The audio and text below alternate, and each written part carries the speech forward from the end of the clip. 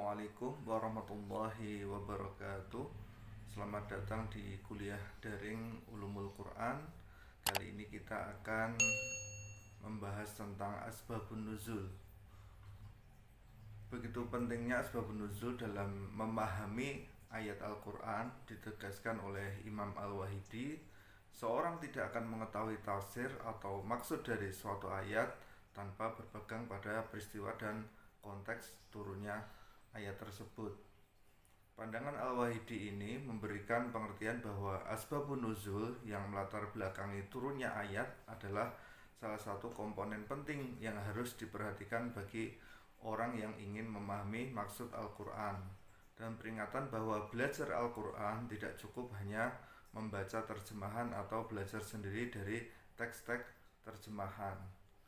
Karena tidak semua terjemahan atau kitab tafsir memuat asbabun nuzul secara keseluruhan, sehingga potensi untuk salah paham akan besar. Misalnya dalam memahami ayat ini, faqtul musyrikina haitsu wajadtumuhum, maka bunuhlah orang-orang musyrikin itu di mana saja kamu jumpai mereka. Nah, ini teksnya seperti ini. Kalau dipahami secara tekstual saja tanpa memahami konteksnya, di mana Rasulullah itu sangat toleran, ya, tidak serta-merta ketemu orang musyrik langsung dibunuh, ketemu orang kafir langsung dibunuh. Dengan Yahudi buta saja beliau menyuapi, bahkan seringkali transaksi bermuamalah dengan orang-orang Yahudi maupun orang-orang kafir. Jadi kalau dimaknai secara tekstual lalu diamalkan, ini kan sangat berbahaya sekali.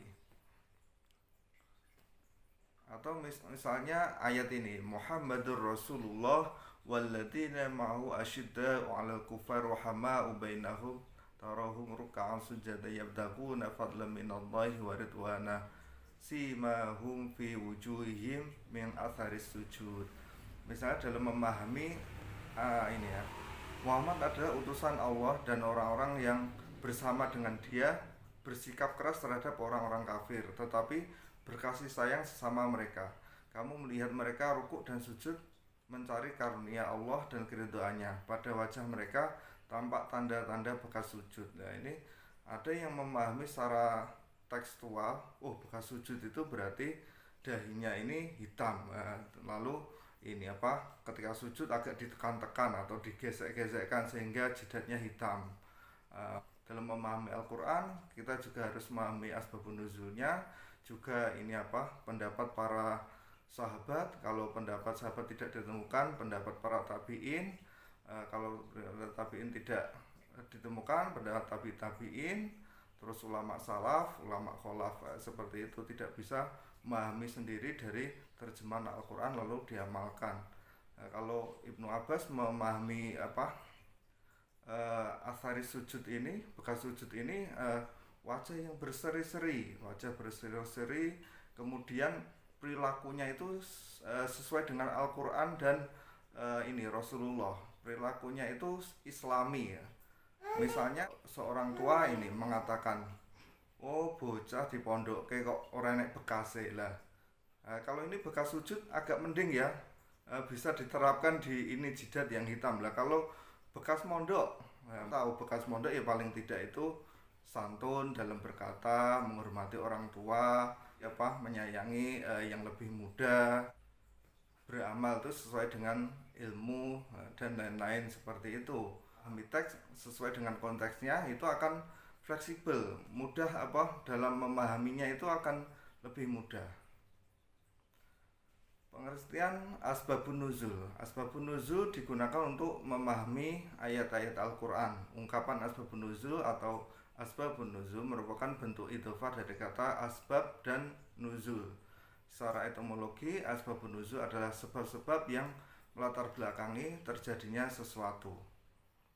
Ada perbedaan redaksional terkait pengertian asbabun nuzul di kalangan ulama, namun dapat disimpulkan bahwa asbabun nuzul adalah kejadian atau peristiwa yang melatar belakangi turunnya ayat Al-Quran dalam rangka menjawab, menjelaskan, dan menyelesaikan masalah-masalah yang muncul dari kejadian tersebut. Asbabun nuzul juga dapat dikatakan sebagai bahan sejarah yang digunakan untuk memberikan keterangan terhadap turunnya ayat-ayat Al-Quran. Safril dalam jurnal Syahadah menjelaskan, ilmu ini memberikan pemahaman terhadap hubungan nas dan realitas, teks dan konteksnya ya. Pembahasan berdasarkan jumlah sebab dan ayat yang turun. Asbabun nuzul dibagi menjadi dua macam sebagai berikut. Yang pertama, ta'addud al-asbab wa al-nazil wahid. Ta'addud al-asbab wa al-nazil wahid adalah beberapa sebab yang hanya melatar belakangi turunnya satu ayat atau wahyu. Dalam hal ini turunnya wahyu bertujuan untuk menanggapi beberapa peristiwa atau sebab. Contohnya dalam surat Al-Ikhlas ayat 1-4, Qul huwallahu ahad, Allahus samad, lam yalid walam yulad walam yakul lahu kufuwan ahad. Artinya, katakanlah Muhammad, dialah Allah yang Maha Esa, Allah tempat meminta segala sesuatu, Allah tidak beranak dan tidak pula diperanakkan, dan tidak ada sesuatu yang setara dengan dia. Ayat-ayat tersebut diturunkan sebagai tanggapan terhadap orang-orang musyrik Makkah sebelum Rasulullah SAW melakukan hijrah. Tersebut juga diturunkan pada kaum ahli kitab yang ditemui di Madinah setelah Rasulullah SAW hijrah, yang menanyakan, siapa sih Tuhanmu Muhammad ya. Itulah ini dijelaskan, diturunkan surat Al-Ikhlas ini.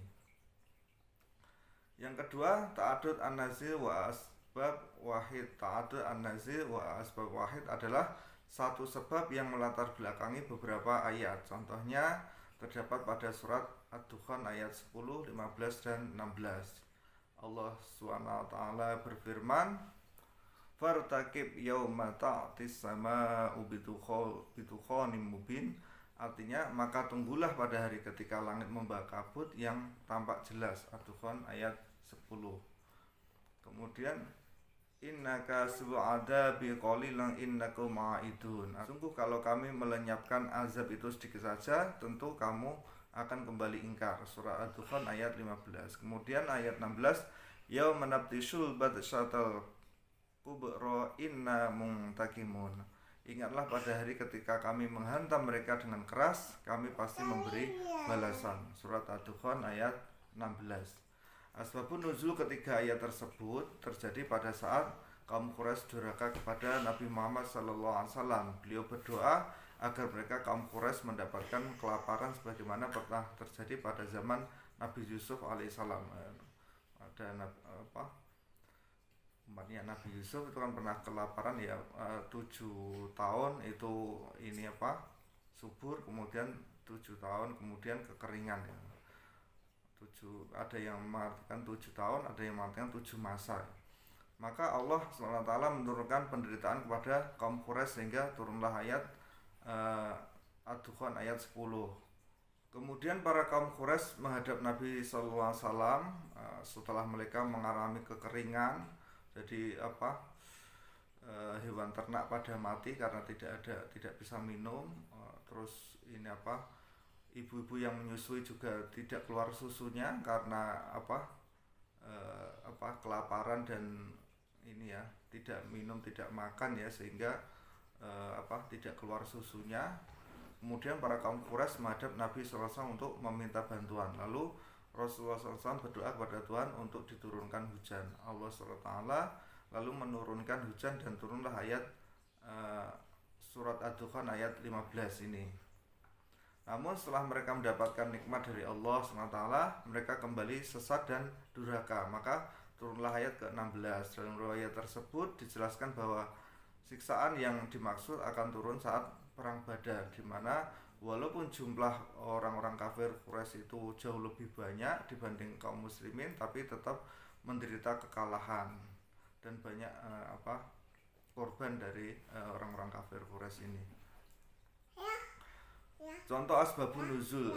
Asbabun nuzul terdiri atas dua macam, yaitu dalam bentuk peristiwa dan dalam bentuk pertanyaan. Nah, ini hanya contoh saja ya, selebihnya banyak sekali di dalam Al-Quran. Contoh asbabun nuzul dalam bentuk peristiwa yaitu berupa pertengkaran, seperti adanya perselisihan dari suku Aus dan segolongan dari suku Khazraj. Adanya peristiwa tersebut menyebabkan turunnya ayat Al-Quran surah Al-Imran ayat 100, yaitu Ya ayyuhalladzina amanu in tuti'u fariqam minal ladzina utul kitaba yaruddukum ba'da imanikum kafirin. Hai orang-orang yang beriman, jika kamu mengikuti sebagian dari orang-orang yang diberi Alkitab, niscaya mereka akan mengembalikan kamu menjadi orang kafir sesudah kamu beriman. Surat Al-Imran ayat 100. Contoh asbabun nuzul dalam bentuk peristiwa selanjutnya yaitu berupa kesalahan, seperti peristiwa seseorang yang mengimami sholat sedang dalam keadaan mabuk sehingga salah membaca surah Al-Kafirun. Dari peristiwa tersebut maka menyebabkan turunnya ayat Al-Quran surat An-Nisa ayat 43. Ya ayyuhalladzina amanu la taqrabus sholata wa antum sukara hatta ta'lamu ma taqulun. Hai orang-orang yang beriman, janganlah kamu menghampiri sholat sedang kamu dalam keadaan mabuk sehingga kamu mengerti apa yang kamu ucapkan. Surat An-Nisa ayat 43. Contoh asbabun nuzul dalam bentuk pertanyaan. Kalau tadi kan peristiwa ya, sekarang dalam bentuk pertanyaan. Misalnya pertanyaan yang berhubungan dengan masa lalu, yaitu tentang Dzulqarnain. Dari pertanyaan tersebut maka turunlah ayat Al-Quran surat Al-Kahfi ayat 83, yaitu وَيَسْأَلُونَكَ عَنْ ذِي الْقَرْنَيْنِ قُلْ سَأَتْلُو عَلَيْكُم مِّنْهُ ذِكْرًا. Dan mereka bertanya kepada Muhammad tentang Dzulqarnain, katakanlah akan kubacakan kepadamu kisahnya. Surat Al-Kahfi ayat 83. Kemudian ada pertanyaan dari orang kafir Quraisy, seperti apa Tuhanmu itu. Maka turun surat Al-Ikhlas tadi. Terus juga ini tentang hal-hal gaib, maka diturunkan ayat Al-Qur'an. Manfaat mempelajari asbabun nuzul. Menurut Abdul Aziz dalam bukunya Tafsir Ilmu Tafsir, ada 4 hal yang menjadi manfaat mempelajari asbabun nuzul. Yang pertama, membantu seseorang dalam memahami kandungan ayat dan menghindarkan kesulitan yang ada di dalam ayat. Yang kedua, memberikan pemahaman yang tepat bahwa hukum yang dibawa oleh ayat itu adalah khusus untuk memberi penyelesaian peristiwa atau pertanyaan yang menjadi sebab turunnya ayat tersebut. Yang ketiga, membantu memudahkan penghafalan dan pemahaman serta melekatkan ayat-ayat yang bersangkutan dalam hati orang-orang yang mendengarnya bila ayat-ayat itu dibacakan. Dan yang keempat, dapat mengetahui hikmah atau ilmu Allah dengan yakin mengenai segala hal yang disyariatkan melalui ayat-ayat yang diturunkannya. Mungkin itu saja yang dapat saya sampaikan. Terima kasih telah menyimak video saya. Jangan lupa like dan subscribe agar saya lebih bersemangat lagi dalam membuat materi dan video. Kurang lebihnya mohon maaf. Wassalamualaikum warahmatullahi wabarakatuh.